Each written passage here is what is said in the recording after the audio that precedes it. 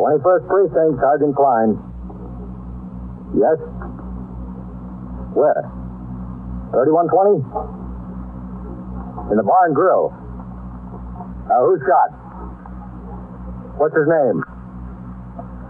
Where's the man with the gun? You are in the muster room at the 21st Precinct, the nerve center. A call is coming through. You will follow the action taken pursuant to that call from this minute until the final report is written in the 124 room at the 21st Precinct. I'll send the officers. What? Talk into the phone. It's on its way. The ambulance is already on its way. Just wait there for the officers.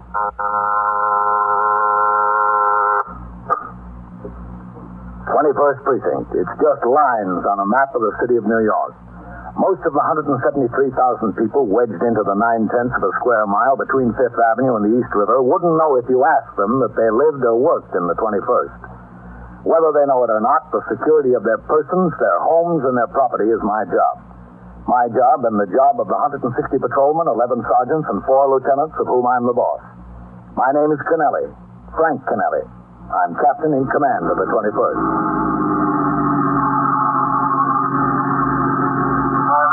I was working my 6 p.m. to 8 a.m. tour. It was a hot, muggy night. After I turned out the platoon for the late tour, I went on patrol of the precinct with patrolman Johnny Farrell as operator and myself as recorder. At 2:55, we were driving south on Lexington Avenue in the 70s. There were few cars on the street and fewer pedestrians. All right, cut across east on 72nd, Johnny. We'll take a turn up first. Yes, sir. 88, 38. What was the matter with your boy, Johnny? I don't know, Captain. Analogy, the doctor said. A rash like that could be caused by anything. Something he ate or one of his toys or weed or something. Hard to tell. Yeah, I know.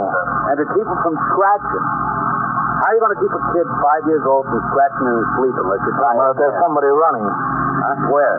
This side, down on the next block. Oh, yeah. Let's take a look. The man. Pull up ahead of him. Police officer, what's your hurry? No.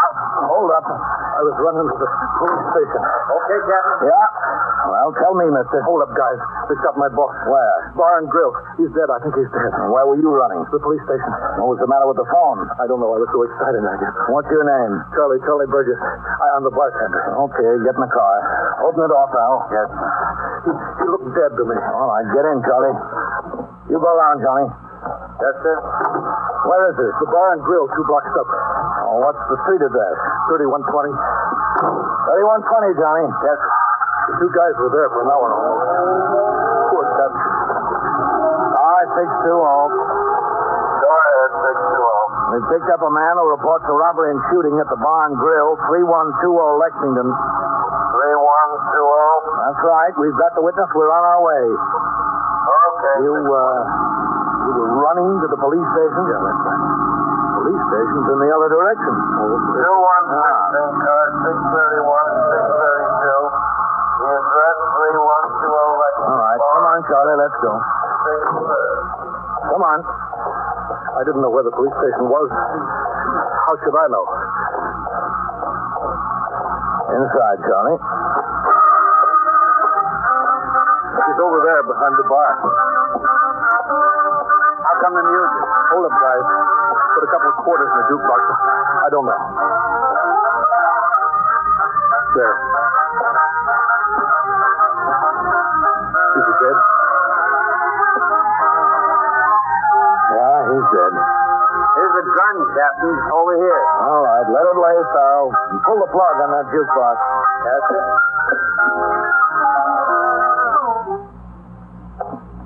Cash register's clean now. Why'd they shoot him, Charlie? I don't know. Happened so fast, I don't know. Where were you standing? Right here, right by the beer tap. You were the bartender? Yeah, that's right. Substitute, the regulars on vacation. Why didn't they shoot you? I ducked down behind the bar. If you were the bartender, what did you do? Change into your street clothes after the shooting? No. Dutch said I could go home early. Business was slow, I could go home, so I changed. Well, if you changed, what were you doing behind the bar? It was my last night. I came back here so Dutch could give me my money. No other customers around when it happened? No, just the 2 heifers. Hey, what is this, anyhow? That's what we want to know from you, Charlie. What it is.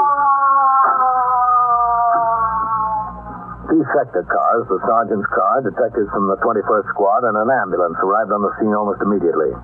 As required in homicide cases, Lieutenant Matt King, commanding the 21st Squad, was called from his home. Also notified were the Manhattan East Homicide Squad, the Medical Examiner's Office, the New York County District Attorney's Office, the Police Laboratory for latent fingerprint experts, and a police photographer, and such superior officers of the department as were concerned. Premises were completely examined for latent fingerprints and other physical evidence. The apparent murder gun, carefully handled, was tagged for evidence by the laboratory men for ballistics and fingerprint examination. The body of the victim was taken to Bellevue Morgue for autopsy. At 10 minutes to 4 a.m., Lieutenant King brought Charles Burgess to the station house for a detailed account. There in the 21st Squad, he was questioned by Lieutenant King in his office in the presence of Assistant District Attorney Louis Kearney, two detectives, and myself. Now, you said the two bandits were average height. Yes, sir. Tell me what you mean, Charlie, by average height. Average height? They weren't too big, they weren't too small. Did you say they were as tall as I am? A little taller, maybe. About as tall as Captain Kennelly? About, yeah. Yeah, I guess. Both of them? And they were about the same height? Well, one was a little taller than the other. It was only a little. Which one? The one that fired the shot? Yeah, the one that fired the shot, he was a little taller. You told Captain Kennelly on the scene that the other one was a little taller. Isn't that right, Captain? That's what he said. Well, one of them was a little taller. What are you trying to do to me anyway? You're getting a little confused, Charlie. Well, this whole thing is enough to confuse anybody. Here, Charlie. Have a cigarette. Yeah, I could use one. 21st Squad, they shouldn't be confusing if you're giving us the facts. That's all I'm giving you is the facts. The facts. That's all right. I'm telling you what happened. What else do you want from me? Okay, thanks. Nothing else, Charlie. Well, that was the ME's office with the preliminary report, Lieutenant. Yeah. 2 bullet wounds, one through the right shoulder, the other entered the left arm, went through the chest, and pierced the heart. That was the baby. Stand up a minute, Charlie. Me? Yeah, you. Stand up. Whitey. Yeah, Lieutenant? Come over here a minute. Yeah, sure, Lieutenant. Now, Charlie, supposing Detective Howard was the hold-up man with a gun. That's good, Whitey, right there. Supposing, Charlie, you were Dutch. Yeah, Dutch. About where was Dutch standing from the hold-up man when the shots were fired? Was about here, I'd say. Uh-huh. Where were you standing, Charlie? About right over there. But the bar ran along this way. Captain, would you be Charlie? Yeah, sure. Right about here? Yeah, right about there. I could show you better if I was myself. I want you to be Dutch. Yeah, Dutch. All right, now the hold-up man fired the first shot. Bang. It hit Dutch in the right shoulder. Yeah? The second shot. Bang. Through the left arm and into the chest. Dutch fell down. Yeah, that's right. He fell down. Charlie, are you sure that's about where the hold-up man was standing? Yeah, that's where he was standing about. Are you positive, Charlie? Sure, I'm positive. Okay. I'll sit down. Listen, can't I go home? We've been at this an awful long time. I'll tell you something, Charlie. Dutch will be dead a long time, too. The questioning continued for some minutes more. Charlie Burgess stated he would be able to recognize either or both of the two killers if he saw them again. Finally, coffee and sandwiches were sent for. Charlie sat on a bench in the corner munching at his food. 2 uniformed officers arrived with a pair of narcotic addicts they caught in the act of breaking into and stealing goods from parked cars on Madison Avenue. It was a good collar. There had been 10 to 20 squeals a night in the precinct concerning such thieves. As detectives started to talk to them, Charlie watched with fascination from the bench. It was a question, who was more in trouble? I went back downstairs to the muster room and checked with the desk officer and the man on the boxes. Other than the homicide, it had been a quiet tour. I went into my office to read and sign reports which had accumulated during the tour. It was getting light out, and with the dawn came the first breeze in 48 hours. It might be a cooler day. Shortly before 7 o'clock, Lieutenant King came downstairs and crossed the muster room to my office. Captain? Come in, Matt. You got a minute? Yeah, sure. How are you doing? I don't know. I think Charlie's telling us a pack of lies. You think he killed the man? He sure could have, Captain. But we'll need a lot. We'll need to know if it was his gun, where he got it, and so forth. We'll need a straight story on what went on there. Yeah. Oh, could you use a cup of coffee, man? Yeah, Captain. There's some hot? Oh, I think so. Hey, what about the 3 customers he keeps talking about? If Charlie didn't kill Dutch, somebody had to. Somebody right out of his head. Oh, Sergeant. Excuse me, Captain. Go ahead, take the phone. 21st Precinct, Sergeant Klein. 37. All right, listen, you're ringing in 3 minutes late. I don't care what the clock in the jewelry store says. According to this clock, you're 3 minutes late. All right. Yes, sir, Captain. Is there any hot coffee? Yes, sir, it's on the fire. Oh, thanks. There's sugars in the drawer there. Good, thanks.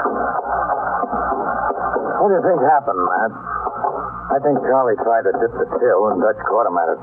There was an argument. Charlie had a gun, and bang. Well, the cash register was empty. Money had to go someplace. Charlie didn't have it on him. Wasn't any place in the store. I know, but he ran a block and a half before you nailed him. Could have been dropped in a trash can, a hallway, or even a mailbox. Sugar, man? Yeah, please. Here you are. Help yourself. Thanks. I've got 2 men out checking every trash can and doorway between the bar and grill and where you stopped him, Captain. Good. But he could have had a friend who carried it away. Yeah, that's a possibility. The problem right now is what we're going to do with Charlie. We haven't got enough to book him in on homicide. The assistant DA thinks we ought to take him down to court and have him held as a material witness. Sounds like a good idea. Oh, how's the coffee, Matt? Hot enough? Yeah, that's fine. We told Charlie what we're going to do. He called his brother, and I think they'll have a lawyer down there. The DA says if they put up a fight, he'll need your testimony at the hearing because you collared him on the street. Uh-huh. I told him you were due to go off at 8. Well, that's all right. I'll go down. He said he'd get it set down for as soon after 10 as possible. Oh, don't worry about it. Well, thanks, Captain. That'll help us a lot. Coffee sure tastes fine. Yeah. That was a good collar your men made, Hearn and Ross. Ought to clear most of those squeals we had breaking into cars. Better still, Matt. It ought to stop them. Yes, sir. You've got a big point. At 8 a.m., I turned out the platoon for the day tour. A few minutes later, with the 2 detectives and Charlie Burgess, I rode to Police Headquarters Annex, 400 Broom Street. We parked the car and took the elevator to the 5th floor of Bureau of Criminal Identification. It was approximately 8:30 a.m. Charlie was taken back to the combination MO and general appearance file. Here, there are thousands of photographs of men with criminal records classified according to the type of crimes they had committed. Stick-up men, burglars, forgers, auto thieves, pickpockets, and so forth. Within each classification, the photographs are broken down according to general physical description. That is, according to height, weight, hair color, complexion, and build. Charlie was seated on a stool in front of the file. Fox and Howard stood on either side of him. I leaned on another file behind them and watched. Well, take the coat off, Charlie. You got about 6,000 pictures to look at. It's hot. No, that's all right. Oh, suit yourself. Relax, Charlie. Count on making a career out of it. I'm relaxed. Now, this is what's known as a visible record file. There's 12 slides to a cabinet, 71 pockets on each slide. In each pocket, there's 2 pictures, full face and profile of the same man. I'll pull out a slide, start dropping the pockets in front of you. Say no, and I'll drop the next one. You all set? I'm set. I guess. Now, relax, Charlie. You'll be here a long time. All right, here goes. No, that's not him. Just say no, save your voice. No. That's the guy. That's him. This one? That's him, I tell you. That's the one that shot Dutch. That's him. Are you sure? I'm telling you. Okay, study it a little longer, make sure. I don't have to study. That's him. Study it anyway. Whitey, come here. Now, just sit there, Charlie. Do you believe him? You? I ask you first. Captain? You said it like it mattered. It's like hitting the sweepstakes. 50,000 mugs to look at, and he makes the third picture. Well, either Charlie lives right, or he's the best liar I ever met. You are listening to 21st Precinct, a factual account of the way the police work in the world's largest city. Charlie Burgess was put to work looking through the mugs for the number 2 man. Meanwhile, Detective Fox had an identification man pull the complete jacket on the suspect he identified, Al Hance, also known as Alfred Harrod, a man with a record of 2 arrests and 1 conviction, armed robbery. This information was telephoned to Lieutenant King. So was the report that the murder gun bore no readable fingerprints. By 9:45 a.m., Charlie had failed to identify a picture of the number 2 man. He was taken to the car, and we drove farther downtown to the criminal courts building at 100 Center Street. There in felony court, he was met by his brother and an attorney. After considerable argument before the magistrate, Charles Burgess was ordered held as a material witness in $15,000 bail, which could not be posted immediately. The 2 detectives signed a receipt for Charlie and drove him back uptown to the 21st. I went with them. In there, Charlie, in the lieutenant's office.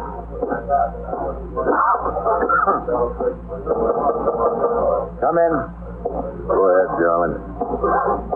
Oh, Captain. Thanks a lot. Oh, that's all right. Shut the door, will you, Fox? Yes.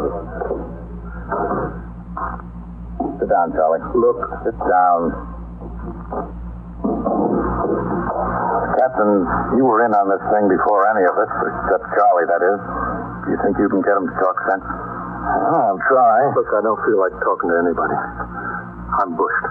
Well, what do you think we are? I'm really bushed. Can't I get some sleep? Maybe? Maybe. What kind of an answer is maybe? It's as good as the answers you've been giving us, Charlie. You know I wouldn't do nothing like kill him, Dutch. I liked him. I loved him. Like a brother, I loved him. Charlie, there's more murders over love than hate. I'm telling you. Everything stacks up against you, Charlie. You say there were 3 other fellows left the bar right before the holdup. We can't find a trace of them. They were in there. They were in there. You could have used the phone to call the cops. Instead, you ran to the police station. Only you ran the wrong way. I'm from Brooklyn. I only worked there 3 days. I got mixed up. That's natural. Is standing behind the bar in your street clothes natural? No. Why did it happen when there were no customers in the joint, Charlie? I don't know. What do you want from me? Facts, Charlie. Just facts. I'm giving you facts. That's all I've been giving you. Isn't it a fact that you waited until all the customers were gone and you pulled a gun on Dutch? No, it's not. Isn't it a fact that you shot him in cold blood with the intention of saying 2 hold-up men walked in? No. And you were running away and ran right into my arms? No, it's not so. It's not so. It's not.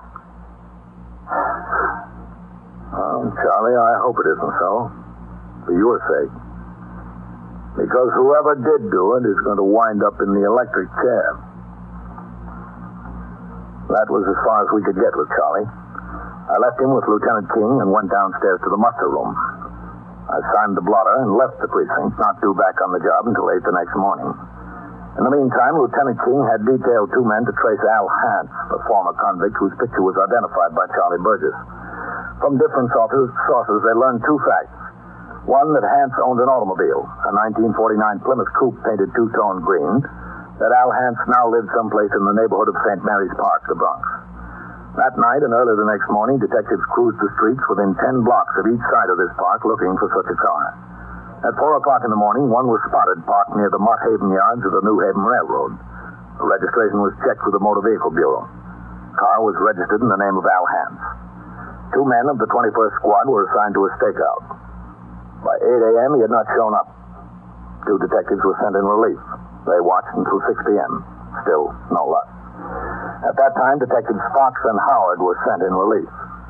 They watched the car for 7 hours. That's him, Whitey. There he goes. Let's get him.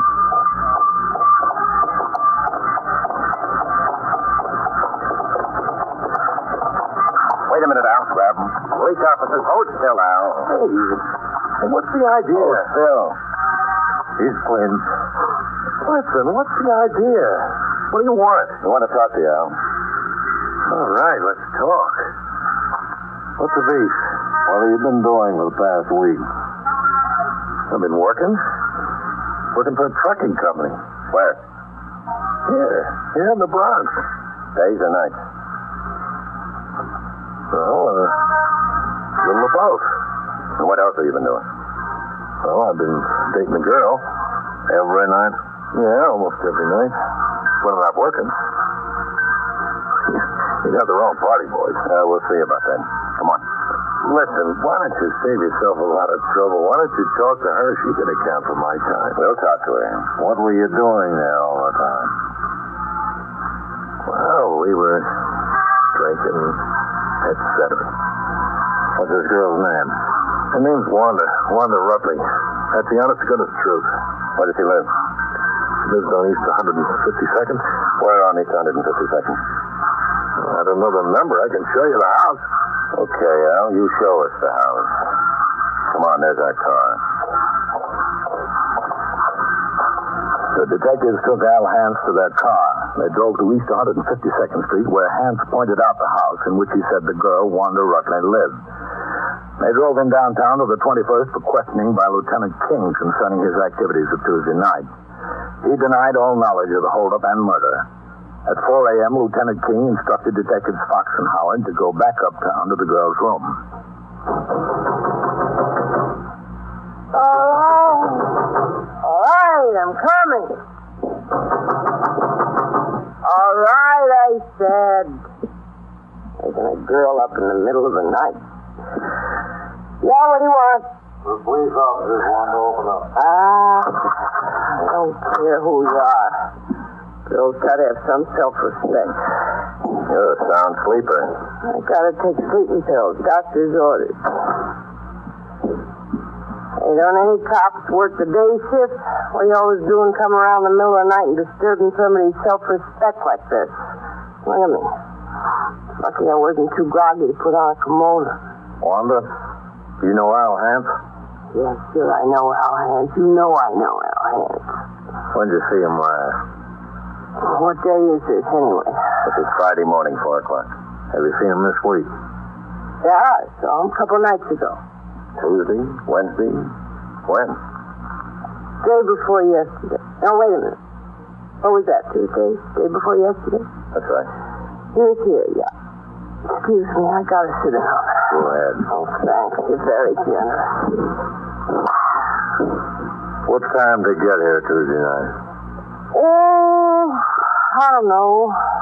About 9, 10 o'clock, something like that. What time did he leave? It was late, very late. About midnight? No, much later. What'd he do, anyway? 1 o'clock? No, much later. Close to 4. After 4, something like that. Close to 4, huh? I don't know exactly where. It was rather sometime. What was he doing here all the time? Well, we were... Do I have to say? Well, say anyway. We were drinking and we were playing canasta. Canasta. Canasta. We were playing canasta. All right, Wanda. Go in and get dressed. Why? Some people want to talk to you downtown. In the middle of the night. Always in the middle of the night. It doesn't look good, Whitey. Well, that depends whose side you're on. Looks great for Al. For Charlie, it looks terrible.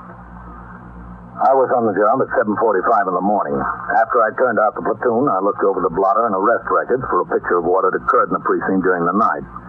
Lieutenant King walked in the front door. With him were Detective Fox and Charlie Burgess. He told me that after a night of questioning, the girl had verified Al Hance's story in every particular. Now he was about to bring Charlie face-to-face with Hance. With Lieutenant King, I followed Detective Fox and Charlie Burgess through the back room, upstairs, and into the detective squad. All right, Charlie, let's go inside. Captain? Yep. When's it going to be over? That's what I want to know. Soon, Charlie. Okay. Uptown, downtown, I'm getting sick of it. Oh, is it? Lieutenant. Oh, all set, Lieutenant. Come in. Go ahead, Charlie. I try to help him. That's him, Captain. That's the guy. I'm the guy that what? You're the guy that shot Dutch. You're out of your mind. Him, I'm telling you. It's him. Hey, who is this jerk? He's crazy. It's him. It's him. Get your hands off me, will you? It's him. Tell him to get his hands off me. Charlie, it's him.